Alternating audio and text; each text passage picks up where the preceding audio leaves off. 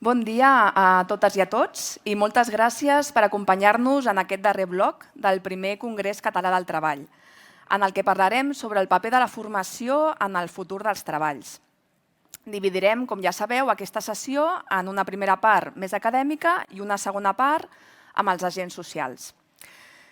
Com ja sabeu, vivim en una època de canvis constants en l'entorn laboral, sobretot a nivell tecnològic. I és crucial que la població estigui ben preparada per adaptar-se a aquestes noves circumstàncies.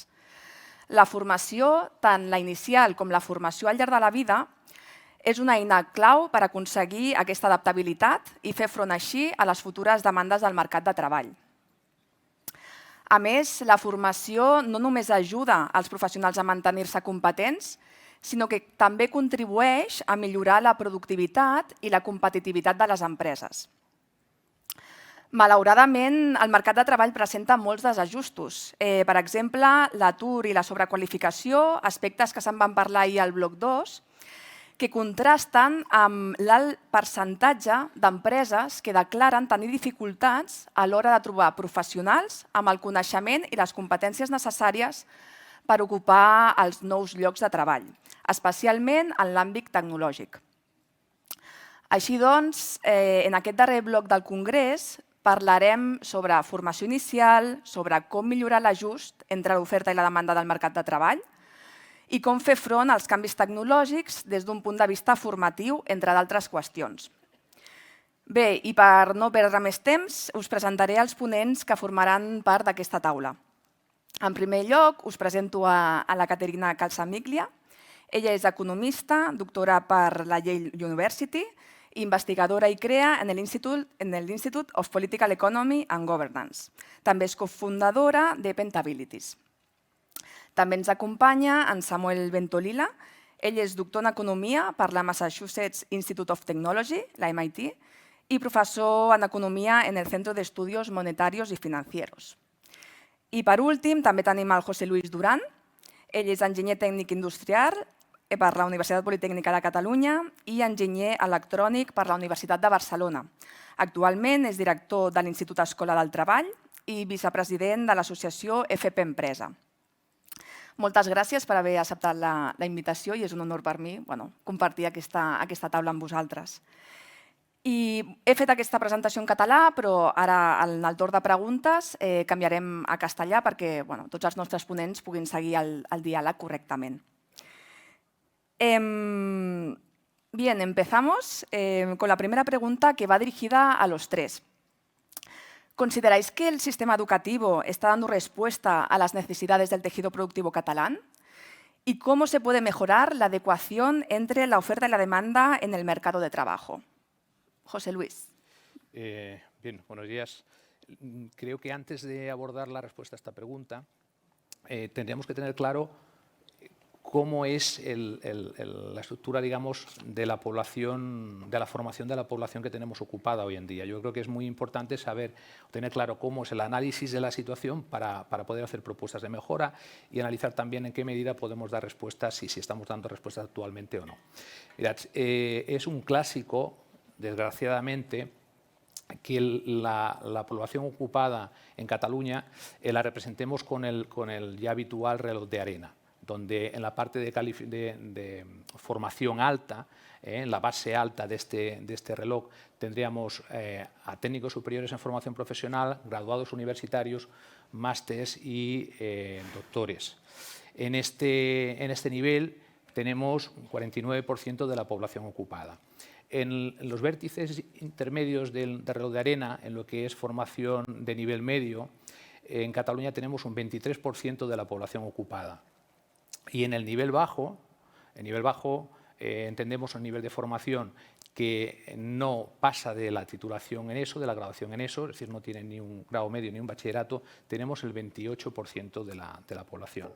Contrastando esta distribución de la población ocupada en función del nivel de formación con la zona euro, por ejemplo, en la zona euro tenemos en nivel alto de formación un 39% de la población ocupada, en nivel intermedio tenemos un 44%, 20 puntos más de lo que tenemos en Cataluña, Y en nivel de formación bajo tenemos un 18%, un 10% menos de lo que tenemos en Cataluña. Entonces, esta análisis tan simple, pero que nos están diciendo los diferentes estudios desde hace tiempo. Yo recomiendo el estudio que ha hecho el Observatorio de CaixaBank Dualiza sobre los nuevos puestos de trabajo y el estudio de la situación, y he saludado por aquí antes a Oriol Oms, fantástico estudio.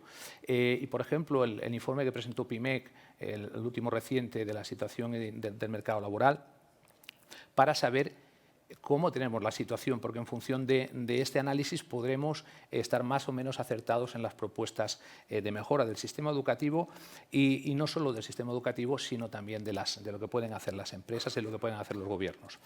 Está claro con esta distribución que tenemos una necesidad imperiosa de reducir este diferencial de 10% que tenemos respecto de zona euro en nivel de cualificación baja. Estamos hablando de personas que están ocupadas que no tienen ni un grado medio ni un bachillerato. En grado medio, no lo he dicho antes, tenemos en nivel de cualificación intermedia, tendríamos grado medio, bachillerato, certificados de profesionalidad y formación profesional básica, pero representa los certificados de profesionalidad y la formación profesional básica un porcentaje ridículo respecto del que tenemos aquí. Y podemos ver el gran problema que tenemos. Falta personas con cualificación intermedia. El 48% de las ofertas de empleo que están realizando las empresas son para ocupaciones que requieren un nivel de competencia y de formación intermedia. Y estamos con un nivel de formación en nivel alto, un 10% por encima de zona euro. Esto conlleva, por una banda, la subocupación y por otra, y es de todo el mundo sabido, la sobrecualificación. Es decir, tenemos muchos titulados de nivel superior ocupando puestos de trabajo que no requieren este nivel de competencia. O de otra manera, tenemos una asimetría o una no conformidad entre lo que es la estructura de formación y cualificación de la población y lo que es la necesidad de las empresas. Para poder abordar qué podemos hacer, esto lo tenemos que tener todos clarísimo. Venimos de una sociedad donde el elemento de éxito, lo que nosotros o lo que mis padres me habían explicado a mí, lo que muchas generaciones han inculcado a sus hijos, es que el éxito es tener unos estudios universitarios. Ese es el éxito. Y eso no es cierto. Eso habría que matizarlo mucho. En este nivel superior de formación que tenemos unos profesionales en unos sectores que necesitaríamos todavía más, pero tenemos muchos en los cuales no hay puestos de trabajo para estos niveles de formación en estos sectores. Eso es una realidad. Pero hasta hace poco, ahora la verdad que la cosa está cambiando bastante, el éxito, lo que se le ha inculcado, es que es mejor tener un título universitario, de lo que sea, aunque luego te tengas que buscar la vida en otra posición de puesto de trabajo. Y eso yo creo que es un error. Por lo tanto, el sistema educativo tenemos mucho que hacer, pero la sociedad en general tenemos mucho que hacer. El éxito está en poder trabajar en aquello que te gusta y que te permita tener un sueldo digno que nos permita realizar nuestro proyecto de vida.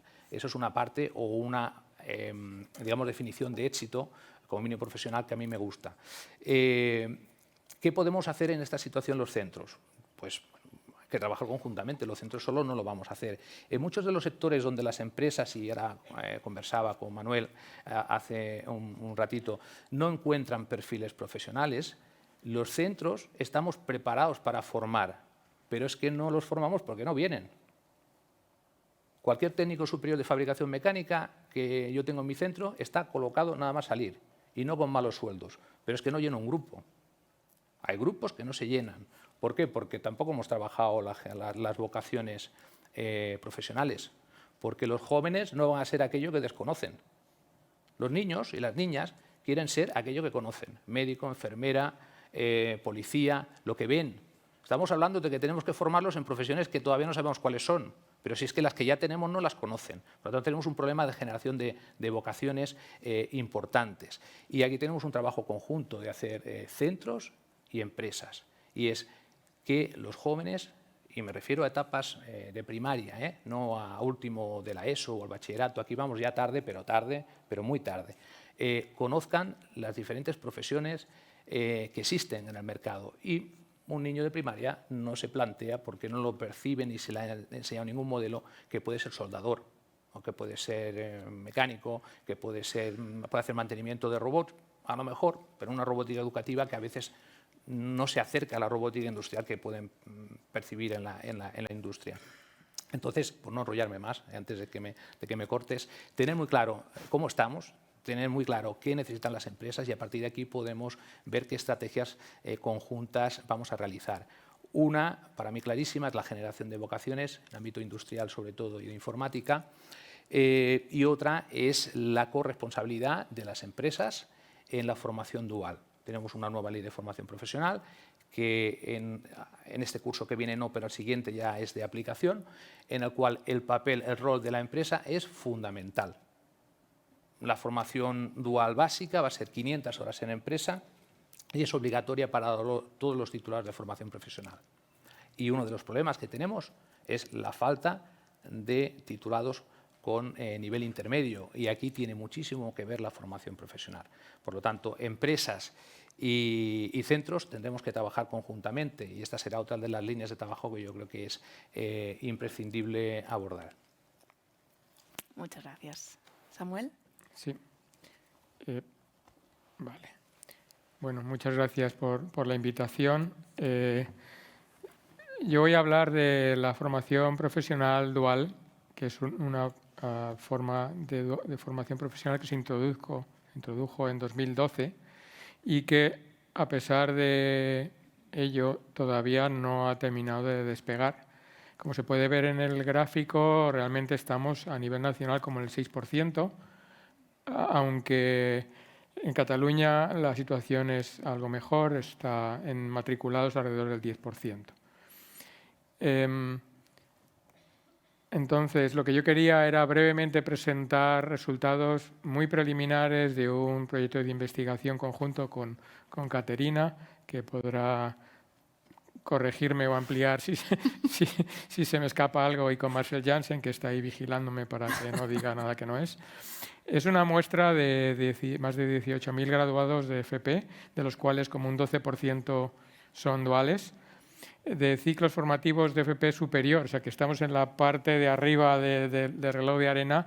En el proyecto también vamos a mirar a FP media, que realmente de verdad es la mayor necesidad, pero hemos empezado por aquí, en un par de promociones del 18 y del 19, con datos del Departamento de Educación, del Ministerio de Inclusión y del Consell de Cambres de Cataluña. Algunas características de los alumnos que en realidad se parecen bastante, pero por destacar alguna diferencia, pues hay un porcentaje un poco menor de mujeres, como de 5 o 6 puntos, y tiene más presencia la dual en el sector público que en la concertada o la privada. Entonces, lo que queríamos ver, la pregunta del millón es: ¿lleva la FP dual a mejores resultados en el mercado de trabajo que la estándar, que nosotros llamamos presencial, aunque presenciales son las dos, pero bueno, por llamarlo de alguna forma? Y vemos que en datos brutos, sin tener en cuenta nada más, sí, trabajan unos 200 días al año frente a 160 y pico de los presenciales, o sea que hay una diferencia considerable de una cuarta parte. Y en renta laboral también, esto es todo el primer año después de graduarse, también ganan unos 2.000 euros más, que de nuevo, como una cuarta parte, es muy considerable, ¿no? Y estas diferencias, una vez que tenemos en cuenta características como sexo, nacionalidad, edad, etcétera, subsisten, aunque se reducen más o menos a la mitad. Y está muy correlacionado con las horas que pasan en la empresa. Ese parece ser el factor fundamental. Sin embargo, otros resultados que miramos, como son de calidad del empleo, como son el salario diario, si trabajan a tiempo parcial o no, si tienen contrato indefinido, las diferencias, una vez que tenemos en cuenta estas características, son muy pequeñas. Quiero aclarar que estas diferencias no son causales, no es debido a la dual, porque aún no hemos llegado a ese paso, pero lo haremos con seguridad. Entonces, como decía José Luis, ¿cuáles son los retos de la FP dual para el futuro? Bueno, la nueva ley realmente dice que toda la FP va a ser dual, un poco como desde arriba, ¿no? Pero de nuevo hace una diferencia entre intensiva y general. La intensiva tiene que tener el 35% más del tiempo en la empresa, la otra entre el 25 y el 35%, pero que está por encima de lo que era habitual, y también el peso, digamos, en las competencias es mayor. Entonces, retos. Pues uno de ellos es la expansión, y probablemente no se deba, digamos, hacer especialmente en todos los ciclos, porque si miramos a la diferencia entre duales y presenciales en unos ciclos formativos u otros, pues hay desde ciclos en los que los duales trabajan 70 días más al año, que es muchísimo, a ciclos en los que trabajan más de 50 días menos. Entonces, habrá que ver la idoneidad de la dual por distintos ciclos, y se ve que no es homogéneo. Luego, el otro reto fundamental, yo creo, en la expansión son las pymes. Si uno mira la composición de dual frente a presencial, características de las empresas, se ve que realmente está muy sesgado hacia empresas grandes, empresas más rentables, más inversoras, etc. Entonces, y es normal, porque esto primero tiene un coste para la empresa, luego las empresas tienen que poner un tutor para el estudiante. Eso no es tan fácil en una pyme, que en España tenemos microempresas, es decir, hasta 10 empleados, es un porcentaje muy grande de la proporción de empresas, ¿no? Y del empleo. Otros retos, pues el siguiente reto no es solo la cantidad, sino la calidad.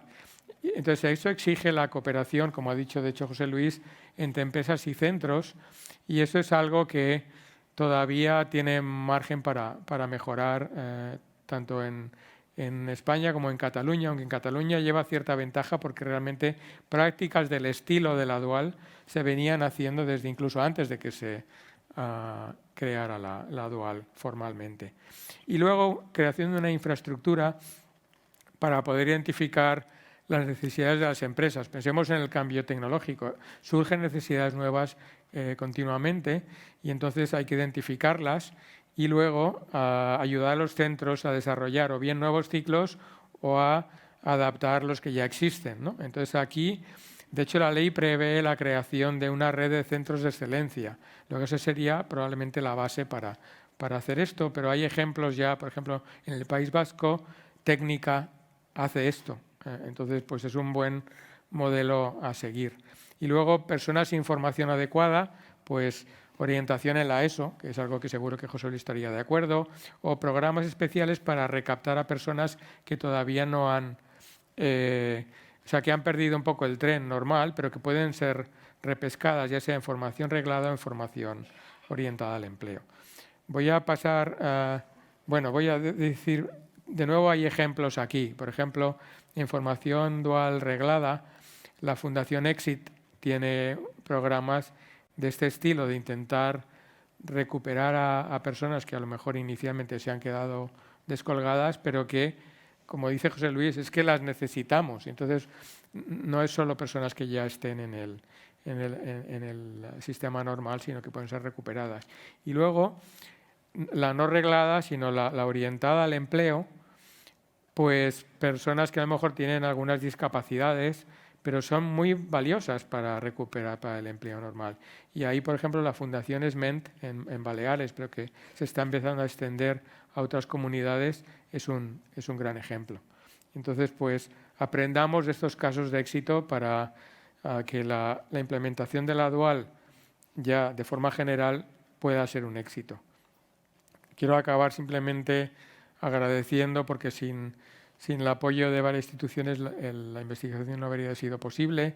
En cuanto a los datos, pues tenemos datos del Departamento de Educación, de la Generalitat, el Ministerio de Inclusión, Seguridad Social y Migraciones para los datos de empleo, el Consell General de Cambres de Cataluña para los datos de las prácticas, y finalmente la Fundación La Caixa, en su Social Research Call, nos ha financiado la investigación, y de hecho, para los que estén interesados, en un mes o dos quizás saldrá un artículo en la página web de La Caixa con más detalles y más información de estos resultados preliminares. Les animo a que lo consulten allí, porque es donde podrán ver más información. Muchas gracias. Gracias, Samuel. Caterina. Vale. Mi especialización es más en educación, y por tanto mi enfoque en el desencaje va a tener más que ver con esto. Pero para mí la importancia de la educación es la de formar e informar, ¿no? a las personas que se están formando sobre lo que se espera de ellas y también a los que después tienen que contratar a estas personas, asegurarse que tienen la información para que puedan contratar a quien le convenga cuando le convenga, ¿no? El mercado funciona, si es que queremos creer que funciona, solo si hay información sobre lo que hay en el otro lado. Uno, si sabes qué hay en el otro lado, y dos, qué habilidades tiene cada persona o no.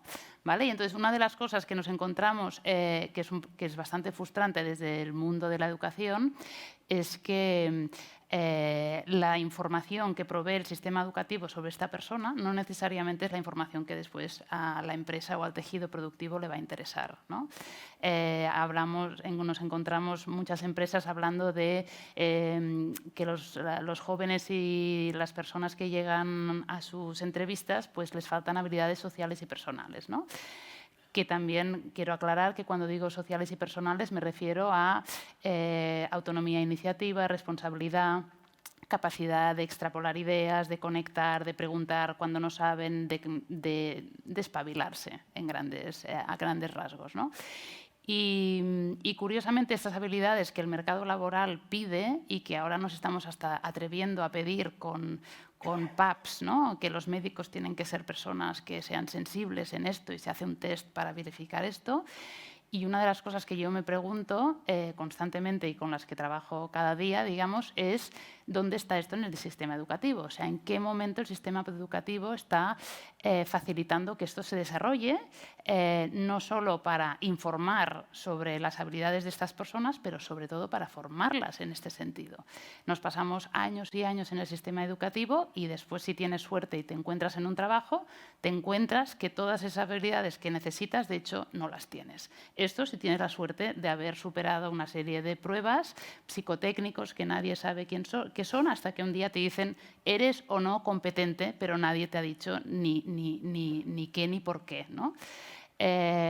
Por tanto, yo creo que una cosa fundamental para que el sistema de mercado pueda llegar a funcionar es que se alineen las necesidades. O sea, yo creo que con que se alinee la información ya podríamos empezar a trabajar, porque si el mercado laboral sabe las habilidades que tienen estas personas y saben buscarlas y premiarlas, el sistema educativo se va a encargar de formarlas. Y en cambio, si esto no pasa, no. Por tanto, estas habilidades sociales y personales, que decimos que encima les llamamos soft, porque no se pueden medir, pues ¿quién ha dicho que no se pueden medir? O sea, ¿quién ha dicho que no se pueden más que medir? Es que lo de atreverse a decir que se pueden medir, hay muy pocas cosas que se puedan medir y de la mayoría son muy poco interesantes. No es lo mismo que medir que dar evidencia. Estos niños y niñas pasan 1000 horas en el colegio, sabemos muy bien si son personas capaces de conectar, si son capaces de trabajar con compañeros o no, de construir un proyecto común o no, y si no lo sabemos, el problema es de la educación, que no lo sabemos y no lo estamos formando. Por tanto, yo creo que en el momento que empezamos a trabajar con qué es exactamente lo que queremos que los niños sean capaces de hacer, cuál sería la evidencia que nos demostraría que una persona es capaz de ser autónoma, de conectar ideas, de trabajar en equipo, de incorporar las ideas de los demás, de ser un líder inclusivo, todas estas palabras grandilocuentes, al final las podemos bajar a cosas que realmente podamos plasmar y que podemos empezar a pedirlas, que los colegios recojan esa información para facilitar que los procesos de match con la dual puedan ser mejores, ¿no? Porque esto también me pasaba hablando con los de formación profesional, me decían, claro, ahora resulta que estamos obsesionados con la emprendeduría, ¿no? Todo el mundo tiene que ser emprendedor. ¿Y yo qué quieres que diga? Pues yo, un bombero, no quiero que sea muy emprendedor. Yo creo que haga exactamente lo que se le ha pedido. O una enfermera. O sea, tenemos que ser muy... Ciertas profesiones, emprendedor. Ciertas profesiones, autonomía e iniciativa, bueno, sobre todo rigor en la ejecución, atención al detalle, atención al no sé qué. Y tal. Para ciertas profesiones, asegurémonos que somos capaces de ver si nuestros jóvenes y las personas que vamos formando, si van adquiriendo estas habilidades o no. y que podamos transmitirlo para que las empresas puedan decir, pues mira, esta persona tiene estas habilidades y tal. Y sobre todo que las personas que se están formando sepan y tengan muy claro qué es lo que se está esperando de ellas y que, por tanto, lo exijan al sistema educativo que se les forme en esto y que, por tanto, cuando se les diga, no, vamos a hacer trabajo por proyectos, se les pueda decir, no, estamos haciendo este trabajo por proyectos porque quiero saber si eres capaz de incorporar ideas de tus compañeros. Si se te encalla, si eres capaz de buscar un vídeo de YouTube para no sé qué, para informarte, pero también de ver si ese vídeo es informativo. Si eres capaz de ir a ChatGPT, buscar tal y ver si esa información es rigurosa o no. Si todo esto dejamos muy claro por qué, ¿no? Porque necesitamos que seas capaz de analizar críticamente esta información, porque necesitamos que seas capaz de, con un compañero, articular una propuesta de tal. Si toda esta evidencia que se podría ir recogiendo en el colegio se va recogiendo y, sobre todo, se va retroalimentando al estudiante para que vaya trabajando estas competencias, resulta que al final del sistema podremos tener... ¿Me estoy pasando 2 minutos? No, estás es que, perfecto. Claro, podría ser, Tienes ¿sabes? aún Que me 2 pasara minutos. 2 minutos. Está bien, está bien. Perdón. Es que está en rojo, entonces he dicho, es posible que me esté pasando. O sea que para mí, fundamentalmente, es que en una parte, o sea, están las habilidades más técnicas, pero sobre todo, y que te conectará con cosas que hablaremos después, es muy importante que trabajemos estas habilidades y que nos lo tomemos en serio. Y que para tomárnoslo en serio lo que tenemos que hacer es empezar a recoger evidencias y definir muy bien qué tipo de evidencias a mí como empresa me convencerán de que esta persona tiene estas competencias para que en el sector educativo también se puedan trabajar en serio estas competencias, ¿vale?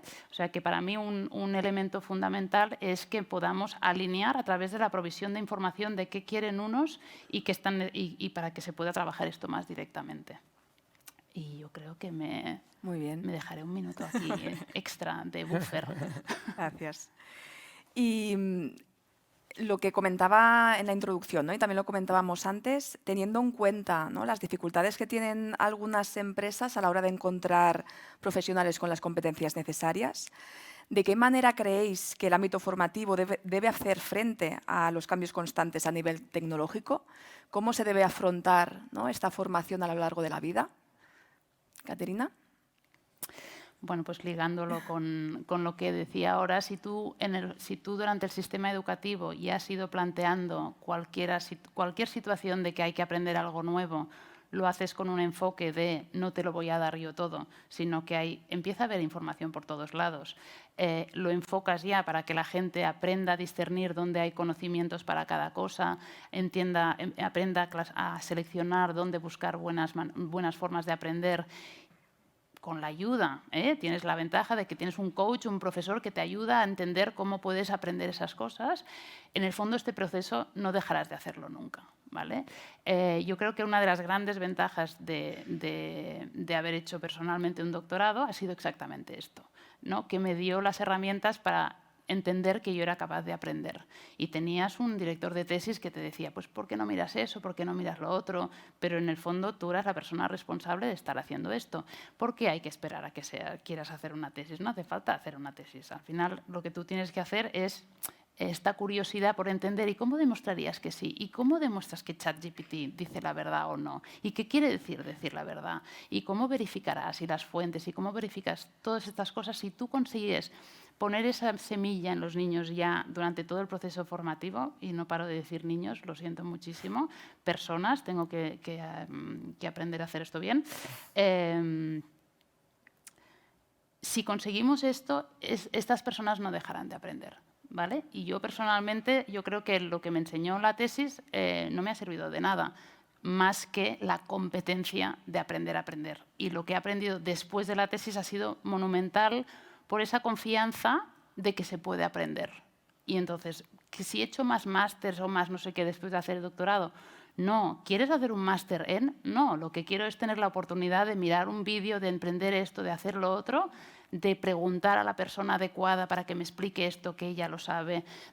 Todas estas competencias son las que al final consiguen que uno consiga aprender a aprender durante toda la vida, ¿no? Que es una cosa que decimos muy a menudo, pero que la tenemos que poner en práctica y que si se trabaja bien desde el sistema educativo, yo creo que es una cosa que ya queda ahí permanente y que nos vamos a encontrar que programas de un año seguramente nadie te los va a hacer y súper organizados, sino que tú vas a querer una cosa flexible que responda a lo que en ese momento necesitas para lo que estás intentando resolver. Y por tanto será un aprendizaje mucho más ágil, ¿no? Necesito esto, aprendo esto, ostras, y ahora podría hacer lo otro, me atrevo a pensar que puedo hacer lo otro, ¿quién me puede ayudar? Esta persona, lo otro, aprendes a conectar. Todo esto, si lo has estado haciendo durante el sistema educativo y lo has estado haciendo en serio, que esta es la parte que es muy importante, que tenemos que hacerlo rigurosamente, estas capacidades inmediatamente nos encontraremos que la gente no va a dejar de aprender nunca y no va a ser que tú le tengas que decir tienes que seguir aprendiendo, es que lo va a hacer de forma natural. Y yo creo que con eso también. Gracias. José Luis. Sí, a ver, tema complicado para abordarlo en 7 minutos, pero... Mira, tienes 7 si quieres. No, tienes 7. Más complejo. A ver, diferentes temas. Actualización de los trabajadores en las empresas. Tema importante, colaboración, sobre todo, de los centros formativos y las empresas. Tenemos modelos cercanos, a veces vamos a Alemania con el modelo dual alemán, que es difícilmente exportable a Cataluña y a España, pero tenemos un modelo mucho más cercano, que es el vasco, en formación profesional, que ya lo lleva trabajando, eso hace años. Hay muchos centros vascos que yo realmente cuando voy pues tengo envidia sana porque están haciendo innovación aplicada para las pymes. Y están formando y haciendo, tan habitual ahora llamada a la actualización, al reskilling de los trabajadores, pero lo están haciendo hace años.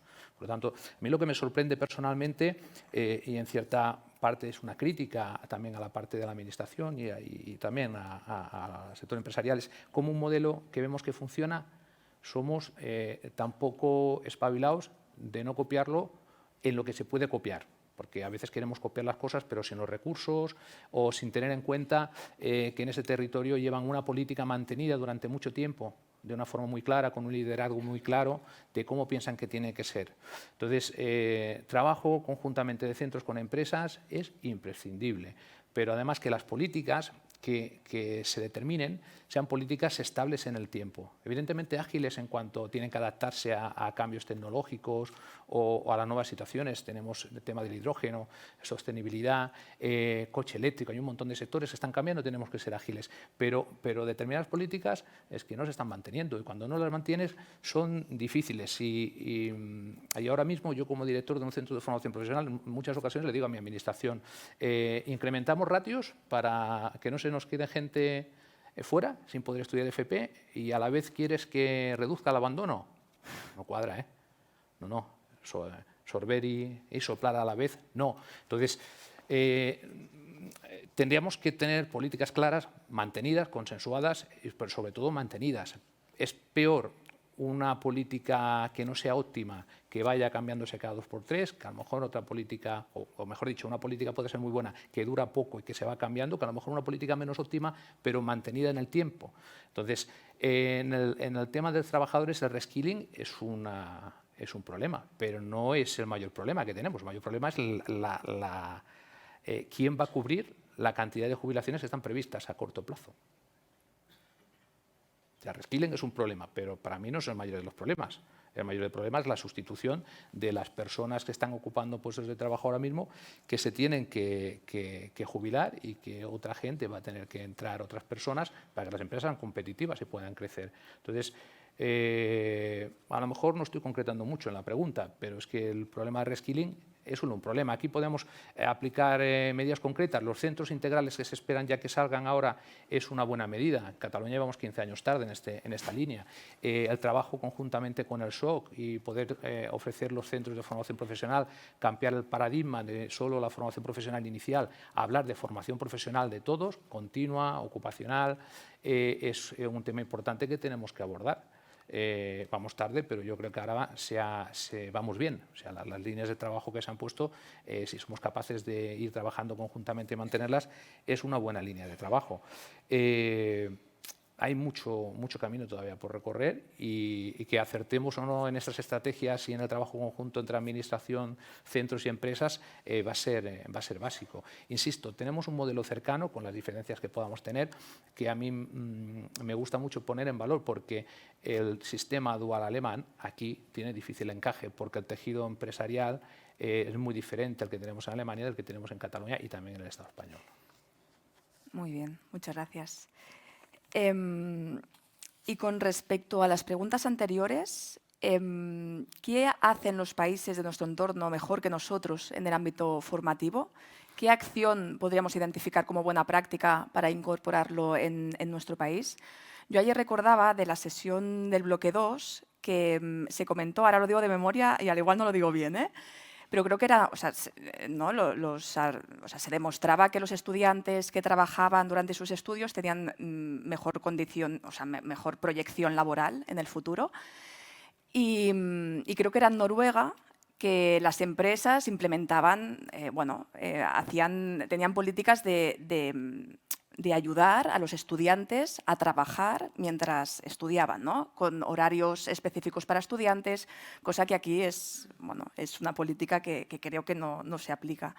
Esto, ¿no?, sería como una buena práctica o algo que podríamos tener como ejemplo como mercado laboral, pero en el ámbito formativo, Caterina, ¿crees que podemos tomar algún ejemplo de algún país de nuestro entorno? Sí.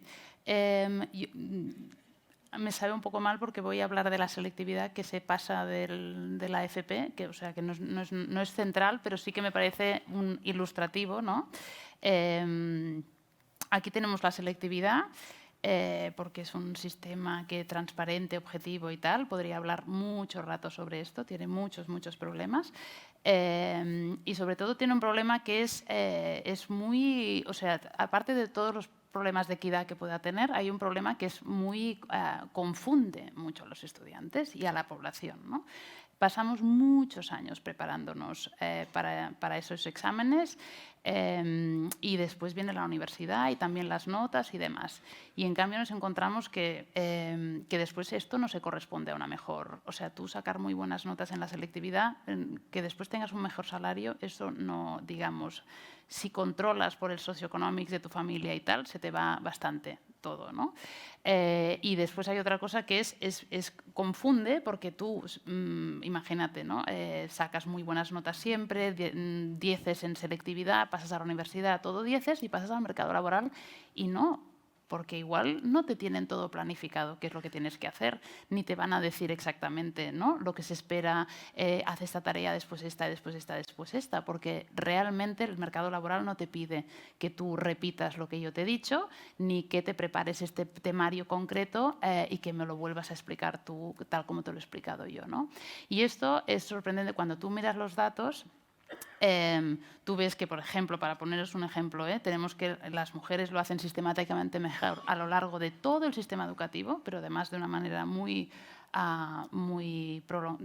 digamos, sistemática, y en cambio después en el mercado laboral al año siguiente, o sea, la encuesta que mide inserción laboral, la inserción ya es a salarios menores. Podríamos hablar de discriminación, que seguro que también. Podríamos hablar de tema de hijos y tal, pero estamos hablando a los 23 años. O sea, sales de la carrera, tu primer trabajo, ya hay un salto muy grande de salarios.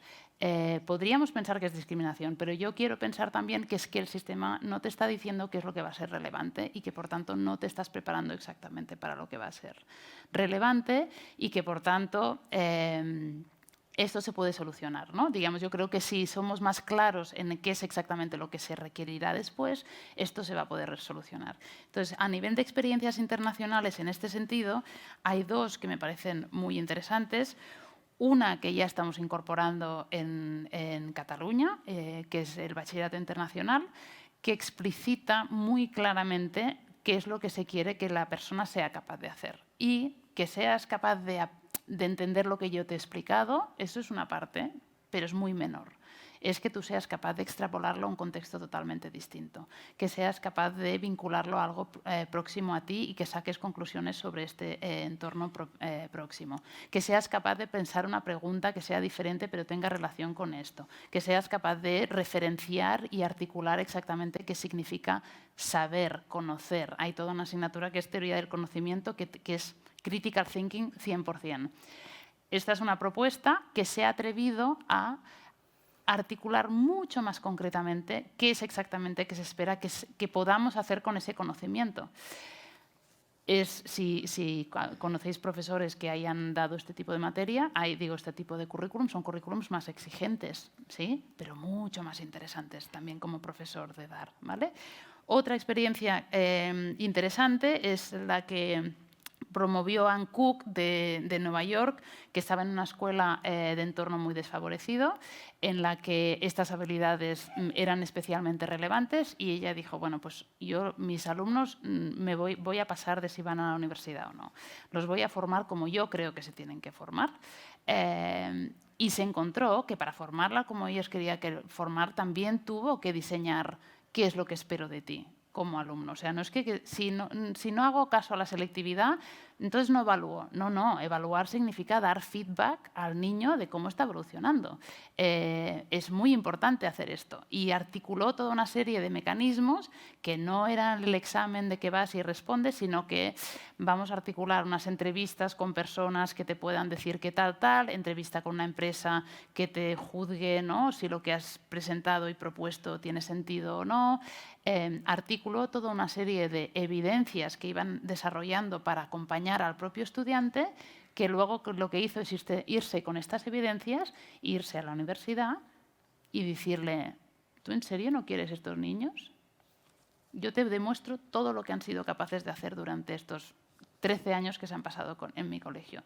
Y eligieron, ¿no?, portfolios de cosas que habían ido siendo capaces de hacer y fueron a la universidad, a la pública de Nueva York, y les dijeron, ¿seguro que no? ¿Seguro que quieres insistir con tus SAT, que es básicamente como la selectividad de aquí?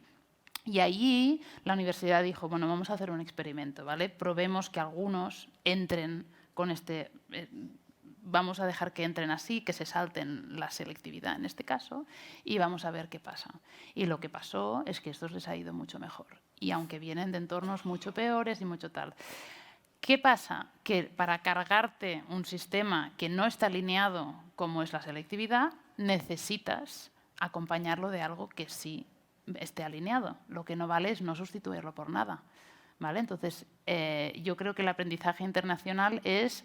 de experiencias concretas, no hace falta inventarse el nuevo sistema. Empecemos a probar otras maneras de hacerlo y estemos abiertos a explorar otras maneras de hacerlo y vayamos testeando a ver qué alternativas de comunicarnos entre nosotros, ¿no?, de los distintos interlocutores, sobre lo que es relevante para poderlo formar desde el principio y que todos tengamos claro un poco hacia dónde vamos. Ya está. Muy bien, muchas gracias. Y ya para acabar, una pregunta que va para los tres. ¿Qué iniciativa concreta, desde un punto de vista formativo, creéis que se debería hacer para mejorar la empleabilidad de los trabajadores y trabajadoras? Tenemos 4 minutos, no sé si nos pondrán el contador ahora, pero tenemos 4 minutos cada uno para responder esta pregunta. Samuel. Sí. Bueno, voy a empezar con un poco de marketing. En el estudio que he contado algunos datos antes, también tenemos alguna información sobre estas habilidades sociales que se llaman no cognitivas y vamos a mirar qué impacto tienen, así que para Cataluña será muy interesante. Y en cuanto a iniciativas, se me ocurren 2. La verdad es que no es formar a trabajadores, sino formar a futuros trabajadores. Es decir, pensando todavía en la parte educativa, y son 2. Una, de nuevo, pensando en el cambio tecnológico que tenemos y que es acelerado. Una cosa que podríamos hacer mejor es la formación en matemáticas.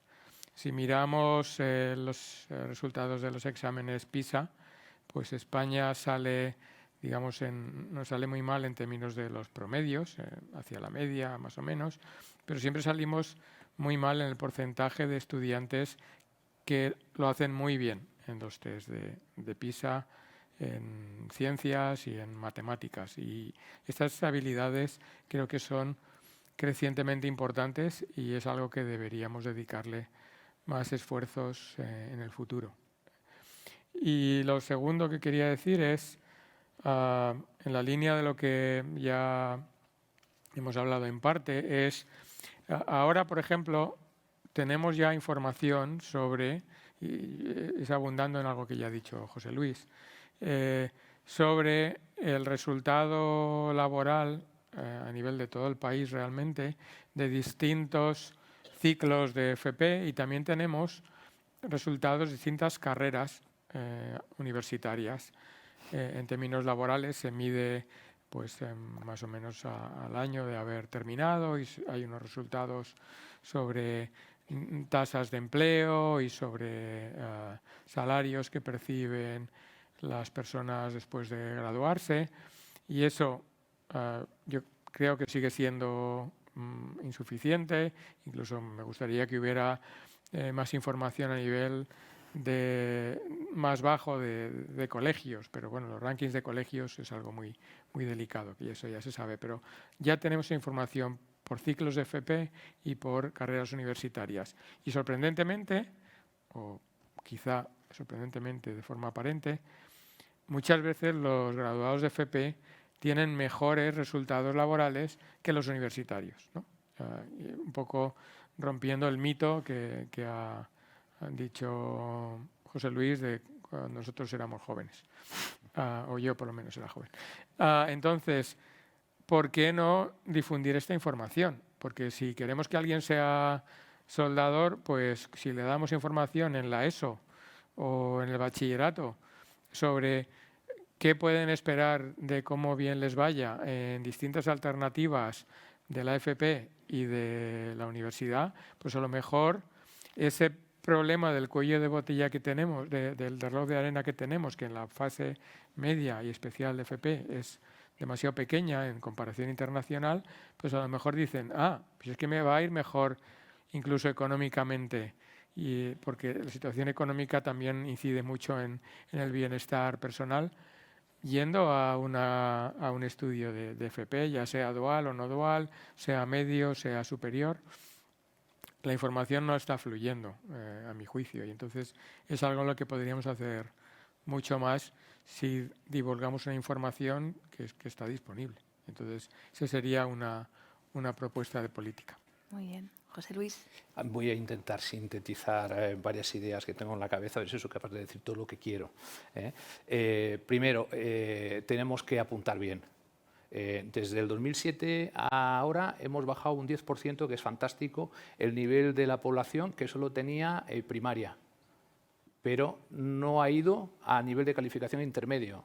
Actualmente tenemos un 8% más de titulados universitarios y un 2% más de ciclos superiores de formación profesional. Sí, es fantástico, y yo creo que está muy bien que tengamos una sociedad mucho mejor formada, más culta, pero a las empresas no le estamos resolviendo el problema. El problema sigue siendo el mismo. Entonces, vamos a ver para dónde vamos, porque si no, no lo vamos a resolver. Herramientas que tenemos, instrumentos, pues la creación de centros integrados en Cataluña, el trabajo conjunto de centros ISOC, por ejemplo, a través de la agencia que se está haciendo. Yo creo que es una muy buena línea de trabajo, pero no nos olvidemos de los factores críticos. Tenemos factores críticos clarísimos que muchas veces se obvian en los debates. Faltan profesores en muchísimas familias profesionales. No hay formadores para formar. Tenemos que formar, tenemos que hacer reskilling, tenemos que ver todas las nuevas, para dónde va a tener el mercado laboral, todas las nuevas cualificaciones, pero no hay informáticos, no hay ingenieros que quieran ir a la docencia. En el ámbito de la formación profesional tenemos un hándicap importante. El docente está mal considerado socialmente y está muy mal remunerado. Pensar que un informático va a venir a un centro de formación profesional para formar los informáticos que necesitáis, ahora mismo es complicado. Porque en cualquier sitio de trabajo, si es un poquito espabilado, dobla el sueldo. Dobla el sueldo. A nivel social, el tema de debate es los 3 meses de vacaciones. Es decir, es un problema que tenemos como sociedad. O sea, aquí estamos los centros educativos, pero somos una parte del sistema. Entonces, Hay cosas que yo creo que se están haciendo bien, pero hay factores críticos. Ahora mismo tenemos un montón de fondos europeos a través de Madrid para fomentar la formación continua, la ocupacional e incrementar ciclos de formación profesional, donde tenemos el grueso de la formación profesional. Barcelona y área metropolitana, los centros en muchos casos no tienen capacidad de crecimiento. Entonces ya podemos implantar políticas. Si los factores críticos que condicionan estas políticas no están claramente analizados, no nos vamos a salir. ¿Sí? Por lo tanto, yo creo que un esfuerzo de análisis, de bajar a los centros, de bajar a los CIFOs, de saber qué situación tenemos y cuáles son los problemas, que son factores críticos, es clave, porque si no ya podemos poner dinero encima de la mesa. Ahora mismo la dificultad es ser capaz de gestionar el dinero que podemos conseguir a través de fondos europeos. Y tenemos toda una serie de factores críticos que no se han trabajado previamente. Yo creo que eso es básico y si eso no se trabaja, pues no vamos a ser capaces de ofrecer suficientes cursos de formación para hacer reskilling a los trabajadores de las empresas, no vamos a poder colaborar haciendo innovación aplicada con las empresas, no vamos a poder crecer en oferta de números de ciclos formativos en las áreas que necesitan los sectores para crecer.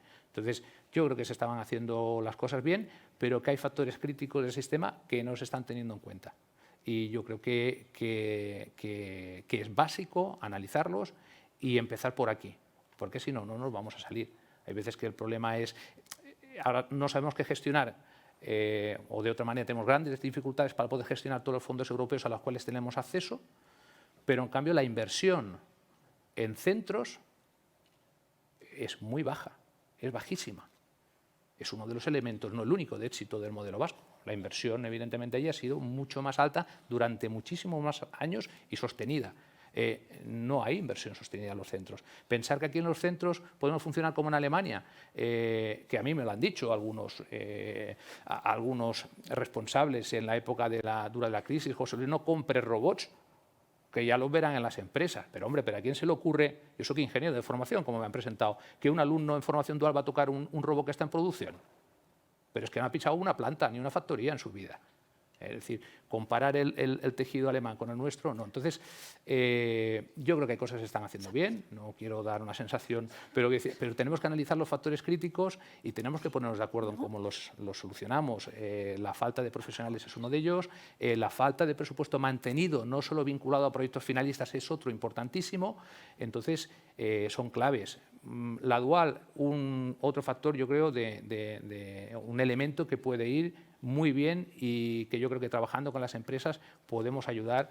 Samuel lo ha explicado antes, la inserción del alumno que está trabajando en dual es más elevada que el que no hace dual y los sueldos suelen ser mejores. Por lo tanto, aquí a Cataluña además, y voy a dar una cifra, si me permite Samuel y acabo, en Cataluña el 10% en determinados ciclos y en determinados centros, como el mío, por ejemplo, a nivel de dual ahora mismo está cerca ya del 30%. Eso sí, la mayoría en ciclos superiores, pero está sobre el 30%. Los titulados que van a salir este año, casi el 30% ya lo hacen en dual. O sea que también va por barrios, podríamos decir. Gracias. Caterina, para acabar. Vale, yo seré muy breve. Hay dos cositas que querría decir. Una que creo que es muy importante es que podamos tener muchos datos, que podamos tener datos de recorridos vitales para poder hablar de todo esto y precisamente alinear las cosas y ver si se alinean o no se alinean. Tenemos que poder saber, o sea, le llamamos sobrecualificación a cosas que igual no es sobrecualificación, es que no estás cualificado por lo que dice que tú. ¿Qué significa tener un máster en? ¿Qué esperamos que sea capaz de hacer esta persona? ¿Lo está pudiendo hacer? ¿No lo está pudiendo hacer? ¿Qué significa exactamente estar sobrecualificado? Porque igual nos tenemos que plantear.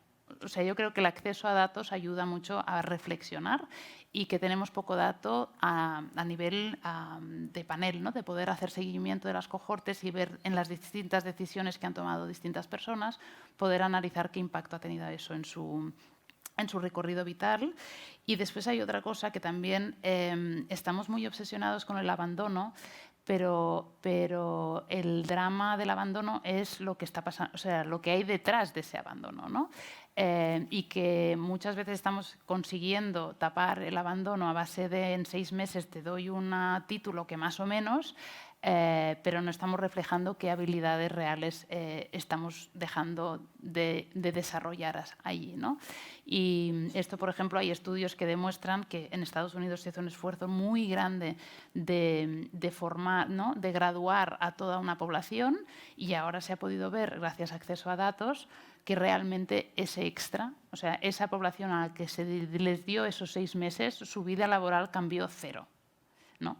Entonces, que en realidad para la persona individual eso no fue útil. A nivel de números nos es útil, a nivel individual no es útil, y que por tanto hay que plantearse qué haces en esos momentos y si hay que cambiar esas intervenciones, ¿no?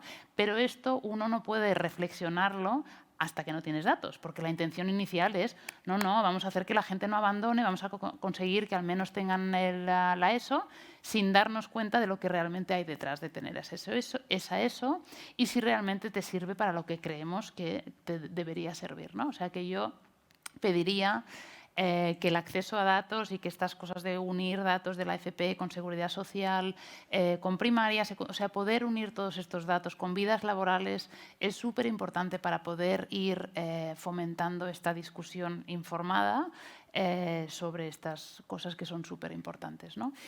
Y luego enfatizar, hablando un poco de las matemáticas, que soy muy fan de las matemáticas, pero muy poco fan de las matemáticas mecanizadas. O sea, les enseñamos mal a nivel conceptual. Yo preferiría que se quedaran con la suma, la resta, las fracciones, los porcentajes, la regla de 3, pero que las supieran aplicar a tope. Porque las ecuaciones de segundo grado, si no entiendes para qué te van a servir en la vida, nunca, porque no te imaginas ni en qué tipo de realidades a ti eso te va a salvar la organización logística de un problema de una empresa, no te sirve para nada. Y eso también lo sabemos muy bien, ¿no? O sea, que también enfatizaría mucho que cuando enseñemos las cosas siempre intentemos tener presente para qué. ¿Para qué? Y que lo hagamos relevante a las personas que se están formando para que esto se vuelva significativo y que realmente seas una persona capaz de utilizar esas herramientas para hacer que el mercado laboral sea más y mejor, digamos, ¿no? Y que para que la sociedad en general sea mejor. Muy bien.